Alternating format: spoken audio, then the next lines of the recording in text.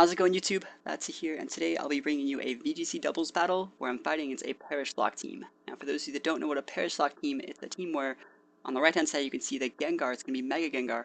Sets up Perish Song to move that when everything on the board hears it, they're going to faint after 3 turns. And since the opponents have Shadow Tag as their ability, you can't really switch. You're pretty much just going to die after 3 turns. They're going to use Protect and Substitute to pretty much keep you killed, and then they're actually going to switch out into the Gothel and pretty much make it so you still can't switch. So it's a really annoying type of team to fight against, and I normally don't have a good matchup against it. My team on the left-hand side is going to be Rotom, Heat, Gengar, Kangaskhan, and Azumarill. I think those are the best 4 Pokemon I could actually get together to fight against a Perish Lock team, so without further ado, let's start the game up and see how it goes. And I'll be sure to explain a little bit more detail what Perish Lock is as the game goes on, for those of you that have not seen it. So Captain Crunk is going to be issuing a challenge. You're going to see me lead off with my Choice Scarf, Rotom, Heat, and my Gengar. Now I'm testing Gengar right now. I haven't decided if I'm going to use it, but in this matchup it's actually not that bad. We're going to see his Gengar activate his Gengar right, going to Mega Evolve into Mega Gengar, whose ability, like I said earlier, is Shadow Tag. Now Shadow Tag says only Ghost Pokemon can switch, and that's great for my Gengar, so if he were to pop his Perish Song, which is the move that makes everything faint after 3 turns, I could definitely switch, which is really good for me. This Gengar of mine actually has a Focus Sash because I'm using it with a Mega Kangaskhan. You see he went for a Double Protect, and that's completely okay. I have no problem with that. You then see his Amoonguss pop a Rage Powder.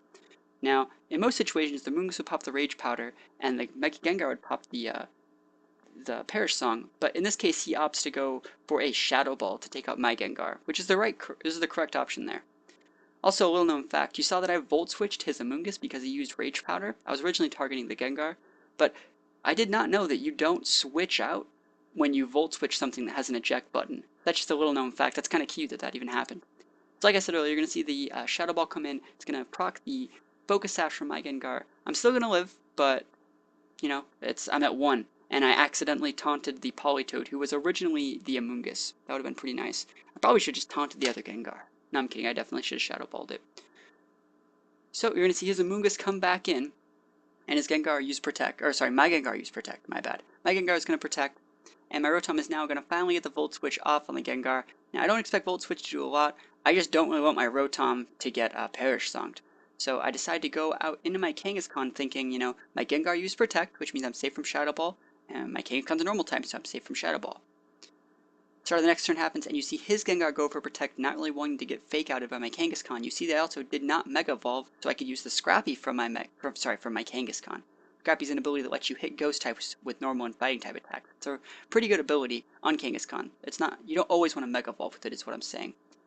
But those times are long gone. I will Mega Evolve with my Kangaskhan. I'm expecting the Rage Powder again, because he already it's obvious that it's just going to happen. Rage Powder comes out from the Amoonguss like I expected, and we're going to see the Gengar go for a Shadow Ball, knocking out my Gengar, which is, like I said, to be expected. My Gengar did a whole lot of nothing this game. It taunted a Politoed, used Protect a couple times and died, but mission accomplished, I guess. We're going to see the return come out on the Amoonguss, and it does a lot of damage. Remember, he does not have a Citrus Berry. He has an Eject button. So now it's going to open up a spot for my Azumarill to come in. Azumarill, this one actually has a Assault Vest, so it's actually a really decent matchup against the Gengar. This is the one thing I question about this guy's team. I do not know why he decided to finally go for the Perish Song. If it were me, I would have went for the Rage Powder Sludge Bomb onto my Azumarill. I think it would have been a much better play. But as it stands, he lost both of his Pokemon for absolutely free this turn. And I guess that's the mentality of the people who use Perish Lock. It's just like, I gotta use Perish Lock to win, even though it's not always the right answer. So you see my Perish count falls to 3, and he sends out another Pokemon with Shadow Tag, so these Pokemon of mine are probably going to die, but I still have, my Rotom Heat in back, so if I can kill just the Gothitelle, I can actually win the game. You see it's going to go for a Protect, which is the right move. You want to use as many Protects as possible in this situation. The Politoed's also going to use Protect. I was really thinking of using Power Up Punch on my own Azumarill this turn. I was so thinking about it, but I went against it just in case he decided not to. You see my Perish count's going to fall to 2, and you see his Politoed go for a Double Protect, very risky. I decide to go for a Return. It's going to do decent damage, and then I see the Citrus Berry. It's at this point that I think I've probably lost the game, because he's just going to Double Protect next turn, right? Well, I get the Waterfall off. Now remember, it is raining. So, and this is a huge power Azumarill. It's super strong. It's actually going to finish it off. And now that that Pokemon's dead, I can switch again because the Shadow Tag is gone. So when this happened on GBU, I just threw my arms up in the air and I was like, yes! Oh man, I couldn't believe how awesome that was. I don't really think luck had anything to do with it. I really think he should have just went for a double protect with both of his Pokemon. But, you know, oh well. You see the Politoed's going to scald the Rotom I come in with. It's actually not even going to kill it, even though it's in the rain. That's just how weak that Politoed is.